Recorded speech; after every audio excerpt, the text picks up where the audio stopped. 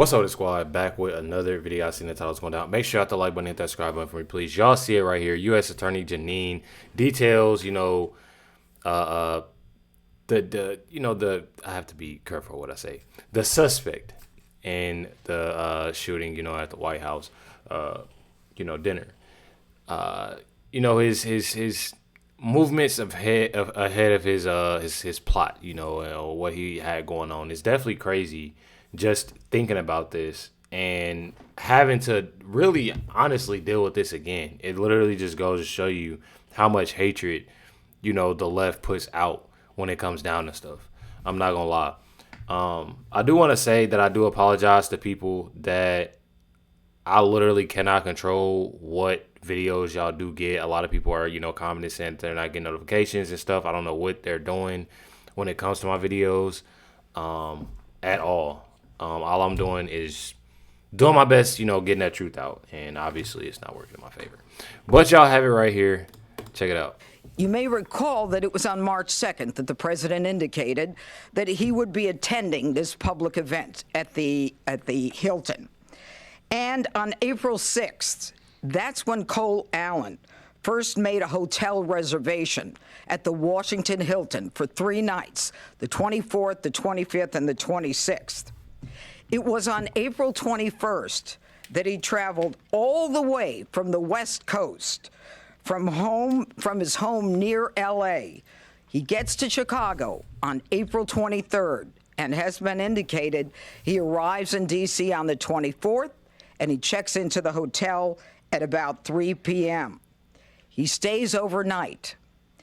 He is very much aware that the president and the first lady entered the ballroom at 8 p.m.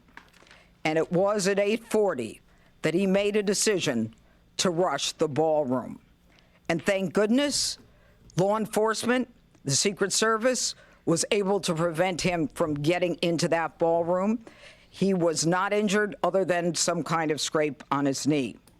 But I look at the simple fact that I do find a lot of it weird anyways. Obviously a person could, think about this and plan this for forever. But I mean, even just getting that close to the president, and other officials, that is very odd to me. And y'all know I don't really go too deep, with stuff, but I find it very, very weird and very odd that he even made it, that close. You know what I mean? But then again, I'm not trying to point fingers, but this time I am when it comes down to it, because it's been happening so many times. It becomes very, very odd and not okay, for these things to happen over and over again. And it's very insane. I'm telling y'all, it's very insane. This Stephen A. Smith, Miss President Trump, has a point about the ballroom at the White House. Because, y'all know it was a big thing about the left saying that he doesn't need a ballroom and this, that, and the other. I feel like a lot of these things, that it's truly necessary. It's truly necessary, and it literally just goes to show you. It truly goes to show you, not even trying to be funny, y'all, that a lot of times when President Trump has something and he says something that he's going to do something, there might be a lot of, I don't know if that's, but it always comes a time in the future. We see why. We see why he's doing this. We see why he wants to do this. People are just not getting it. Check it out. But I don't think it's beyond the pale for the president of the United States to point out that the White House Correspondents' Dinner should be at the White House, because that is clearly a more secure location than the Washington Hilton Hotel. It's just a fact. So let's just keep it a buck, be real about it, and understand that even when you disagree with a lot of what somebody does in this administration, it doesn't make every syllable coming out of their mouth wrong. Let's be honest about that and understand he kind of has a point. Mm-hmm. Because I got news for you. Being one of those individuals there, you understand, who grew up in the streets of New York City, that is not foreign to gunfire and violence, because I've seen it in my lifetime. I didn't like being a grown-ass adult at a White House Correspondents' Dinner with the presidents of networks and beyond, all in the same room, and watching thousands of people literally forced to duck for cover under tables and chairs, praying that a shooter wasn't in the room just looking to spray gunfire in our direction. Exactly. I've been in so many cases just here in Indianapolis. That's why I don't really go out too much, and that's why I have a lot of PTSD and go through what I go through on a daily because of the things that I actually been through.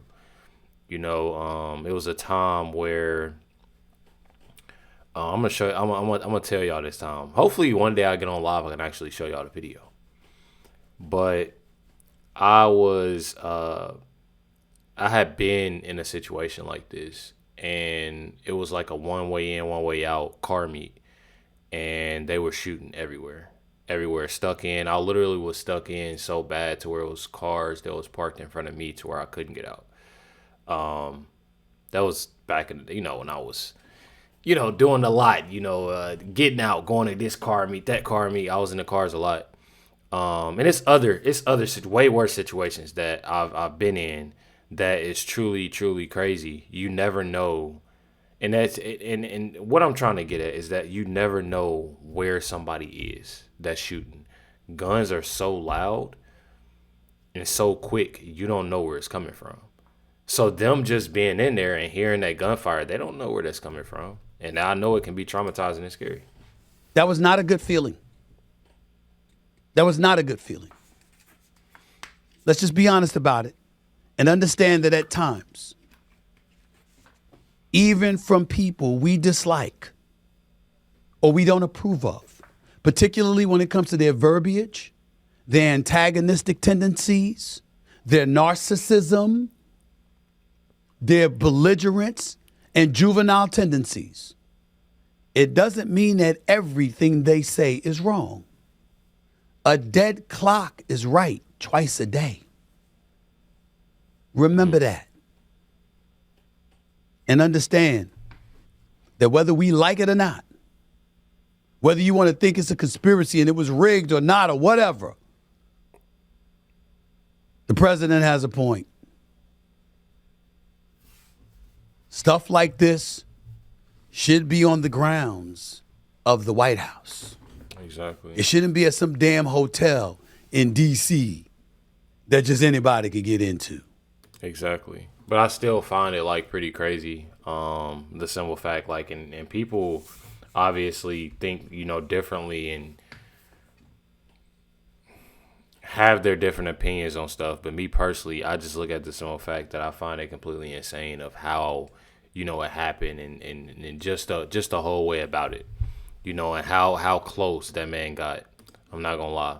Here it is with Latina Brown, more so on the left. It's very sickening on what they put out. And like I said, I'm not trying to point fingers, but it all makes sense when you have it constantly out, having these individuals that's constantly pushing out this hate. Check it out. Hey guys, this is Latina, your favorite community advocate. This message is for Jimmy Kimmel. How dare you?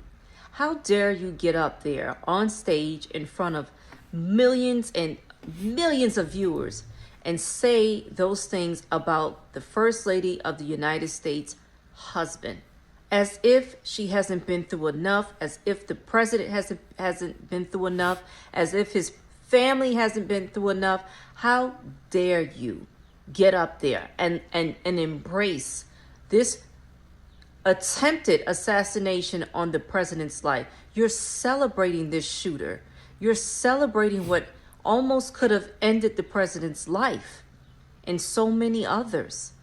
And what world are we living in where we celebrate someone almost being almost losing their life over political views?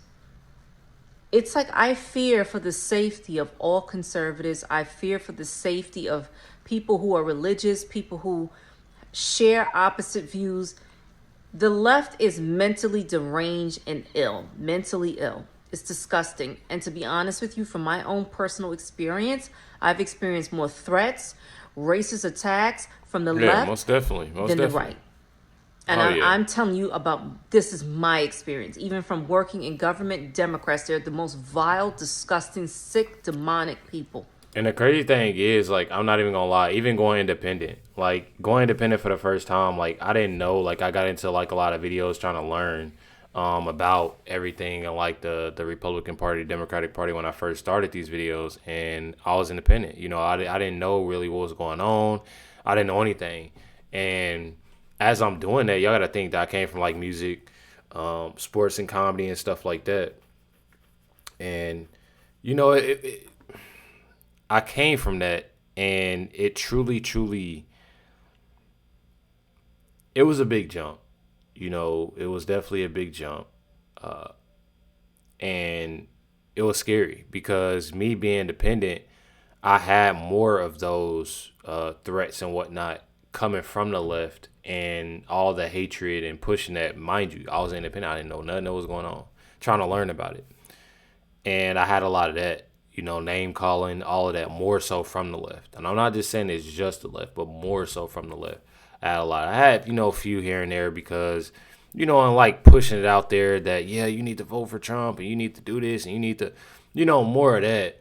But from the left, it was horrible. And I didn't even say like who I would vote for. I didn't say who I would support. Nothing. And else you just get that. It's truly sad. Okay? These people have no sense of recourse, no shame, no respect for the commander in chief in the White House, no respect for people's views, conservative views. We are not protected. We're not safe, especially if you're a conservative living in a blue state, blue city. We are not safe. We're not safe from the employers. We're not safe from the party. We're not safe from our, healthcare, our, government, from the schools, everywhere we go. We're not safe. Even if you go into a restaurant, we are not safe. And that is very disturbing. We're not allowed to have a respectful dialogue, difference in opinions, because you always have someone who's deranged from the left, the mental left, that want to attack and harm a person. This is such a sick world we're living in. Jimmy Kimmel, you need to resign. Resign and don't ever show your face again in TV or in the entertainment industry ever again. I'm on the first lady of the United States side. She is right to feel some way. She's right to call you out on your shit. And shame on the celebrities embracing Cole Allen and trying to prop him up like he's some victory hero to you guys. Sick, sick, sick. I definitely say that I really agree, with what Latinia is saying. It is very sick that you have people that's constantly pushing this out and doing this. It's not right at all, and it's definitely sickening. You literally have 51 times. It's 51 times to the left, with this violent rhetoric against, Republicans. 51 times. I'm telling you. Definitely sad. I truly just don't understand it. You literally have a whole list right here, and y'all can find this RNC Research. So at RNC Research, y'all can find this article. It literally just goes to show you on how many individuals. You have a list of Slotkin on here. You have Andre Carson, Andrea Campbell, Hassan Piker. You have them twice on here. Jasmine Crockett, you have her plenty of times on here. You got Ilhan Omar, of course, Keith Ellison, Maxwell Frost. You have a lot of people that's on this list on the many times. And it's truly sad. It's definitely truly sad. Got it right here. Caroline Leavitt is calling out all Democrats by name who sparked the rhetoric leading to Saturday's attempt on President Trump's life. Check it out. It's not just the media. It is the entire Democrat Party has made their pitch to voters across the country that Donald Trump poses an existential threat to democracy, that he is a fascist and that they compare him to Hitler. I mean, these are despicable statements that the American people have been consuming for years. And so many mentally perturbed individuals are led to believe these words are truth and then are inspired to act on it. I have a whole host of examples that we can share with you after. It is pages and pages of major Democrat Party elected officials saying, such as Rep. Hakeem Jeffries just this month, said, "We are in an era of maximum warfare everywhere all the time." Governor Josh Shapiro said heads need to roll within the administration. Senator Alex Padilla said people are, quote, dying because of fear and terror caused by the Trump administration. Senator Elizabeth Warren, President Trump is making the country look like a, quote, fascist state. Senator Adam Schiff saying President Trump using a dictator playbook. Senator Ed Markey calling President Trump a dictator, saying that this administration's actions are authoritarianism on steroids. Governor J.B. Pritzker, never before in my life have I called for mass protest disruptions. These Republicans cannot know a moment of peace. You have Rep. Presley saying, "We'll see you in the streets." Rep. Monica McIver, a Democrat representative on Capitol Hill, "We will not take this shit from Donald Trump. He thinks he's a dictator. We are at war." These are Democrat elected officials calling for war against the President of the United States and his supporters. I could go on and on, but again, when you have people in positions of power that are saying things like this every single day for years, you are inspiring violence by people who are already mentally ill. And that's what we've seen against this president for far too long. Definitely sad, definitely sickening, and I know y'all tired of it just as much as I am when it comes down to this stuff. I'm telling y'all, I know it has y'all boiling 24/7 on how bad, this is. You literally have right here, Hakeem Jeffries just defended threats made against President Trump and told Caroline Leavitt, and one thing about this, you literally have, when things happen, they'll say prayers, to President Trump, or prayers to the people that was around President Trump, or prayers to this situation and this, that, and the other. But then right after that, they say stuff like this. I'm telling y'all, it's sickening. They say stuff like this, then they push all of the hatred and the negativity and bash President Trump. I know you said you stand by your comments. At the same time, you have been the subject of threats as well. So with respect to this comment about maximum warfare, even if it's about redistricting, why not tone down the language here in this moment? I think that what's interesting to me, as you pointed out, is that the so-called White House press secretary, who's a disgrace, she's a stone-cold liar, had the nerve to stand up there and read talking points being critical. Dude is a peon, too. He be pissing me off. Like, he's such a peon. And I don't know what it is. Like, I'm even surprised at myself that I'm even listening to him. But he literally wants to be Barack Obama so bad, bro. He wants to be Obama so bad. All taken out of context that Democrats have made, and didn't have a word to say about anything that MAGA extremists have said or done, including providing aid and comfort to violent insurrectionists here at this Capitol on January 6th, who brutally beat police officers. The president then pardoned those violent rioters, many of whom have gone back into communities across. How many times are they gonna go back to where is it anything that's new? Is it anything that's the thing? Is it anything that's new? Even if that is it anything else that's new that they can actually talk about? Country to reoffend. And as you pointed out, one of whom threatened to kill me. He said, "Kill the terrorist." Where did that language come from? So now he's the victim, I guess. What Republicans use that language? I guess Why he's did the that victim pardon now. MAGA extremists, violent insurrectionists, choose to use the language of terrorism directed at me when he threatened to kill me at an event? And so how can we take them Do you know how many times a person like me even has threats? Something actually happened. Not just once, but multiple times to President Trump. And he wants to sit there and play victim. That's crazy. seriously when they raise That's crazy to me. these partisan attacks and completely ignore the fact that a lot of folks, including Governor Shapiro, his home was attacked by an arsonist when he and his kids and wife were there. And this so-called White House press secretary wants to lecture America and lecture us about civility. Get lost, clean up your own house before you have anything to say to us about the language that we use. Dude is a cornball. I promise you, every time I see him, he just reminds me of a cornball. Every time I listen to him, he just reminds me of a cornball. I feel like it just makes me mad each and every time that I listen to him. So, next. You got it right here. Greg Gutfield just delivered the single most.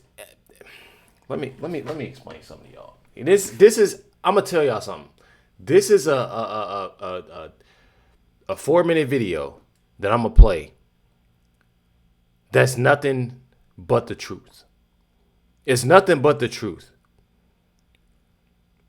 And I want people to understand that. I want people to understand that. You know, I truly, truly hate the simple fact, just like I just said, when something happens, they want to post something like, and it's more so to, I don't know why they do it. It's best that they just don't say nothing, because after the fact, when it's all said and done, then they start talking crazy and talking crazy even more. Check it out. Terrorism, you say, well, now we'll never know. What could it possibly be?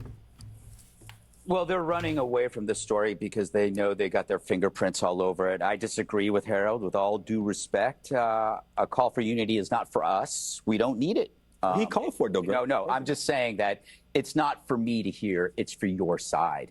We don't need it because it's only a one-way thing. You mentioned some examples like the Pelosi thing, which is a mental illness thing. The Wisconsin thing, we still aren't sure what the hell happened there. The Whitmer thing was a plot. Who created the plot? That would take an entire special to go under. I disagree with Jesse. This guy did hear voices. They were Tim Waltz's, they were Ted Lieu's, they were Brandon Johnson's, they were CNN's, they were The View, they were MS Now. Okay. I think this is a helpful assassination attempt because it is the first one to show that you can be radicalized by liberal smugness. If you read his posts and if you read his manifesto, it sounds like every smarmy, sanctimonious, self-satisfied pronouncement from an asshole like Brandon Johnson, like Waltz, like Lieu, the people who think they know better than you. This guy was not a crank. He was not deranged. Don't buy into that narrative because it lets these pompous asses off. He didn't do this because, as Jesse said, he didn't have voices in his head. He was just following orders. He was operating on a filter that said Trump was Hitler, and therefore it would be immoral if you didn't take Hitler out. So his filter is actually making him logical. He's the sanest one in the group because he took them at their word. When MS Now says Trump is Hitler, he's the sensible one. He went out and went after Hitler. Now, if you told him he was wrong, would he listen? No, because you know this guy. You've run into this guy. They think they're right. This is the big point. The biggest problem, and I don't include you in this, Harold, the problem with the left is the lack of humility. This is what has always bothered people on the right. We believe in a higher power. We could be wrong.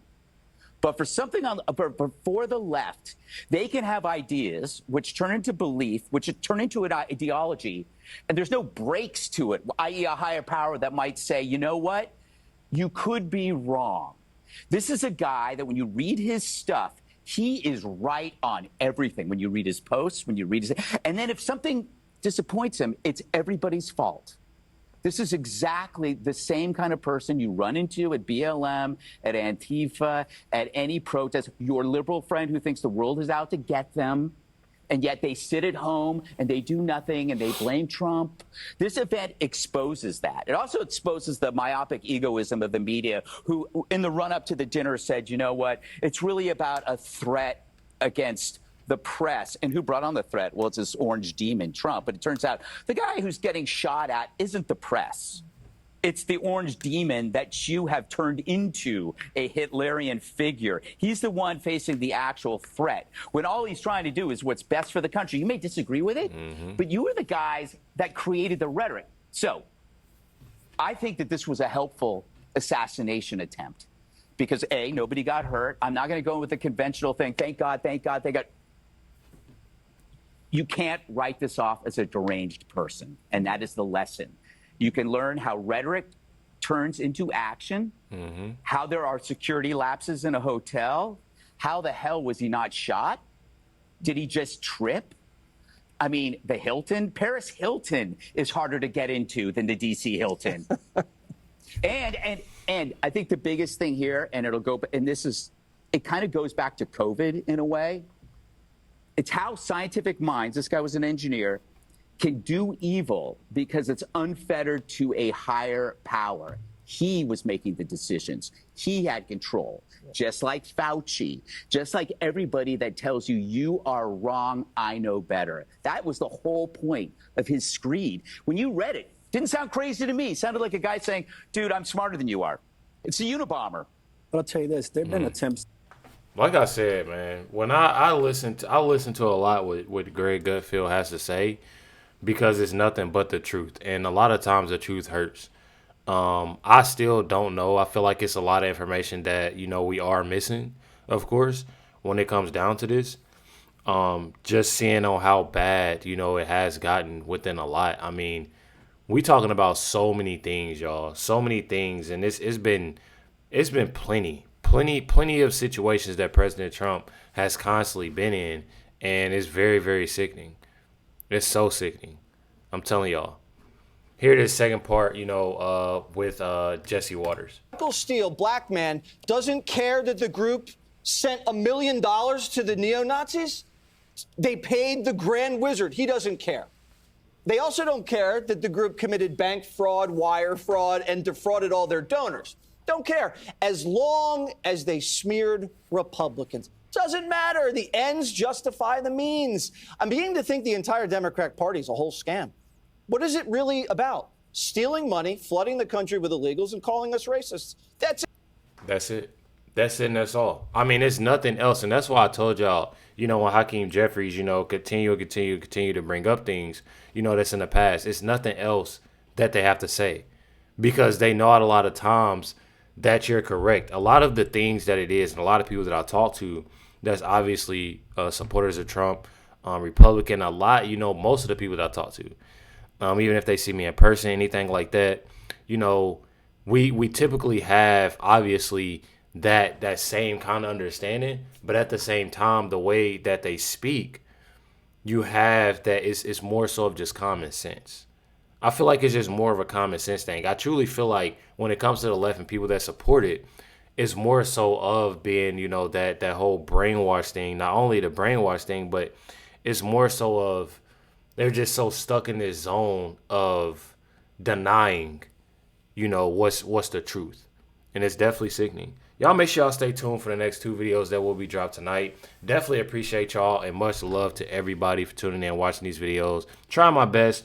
If y'all are not getting my notifications, I definitely deeply sorry about that. But I'm going to try my best to do what I can. Hit that like button, hit that subscribe button. Definitely appreciate y'all. Much love, everybody. Catch y'all next one.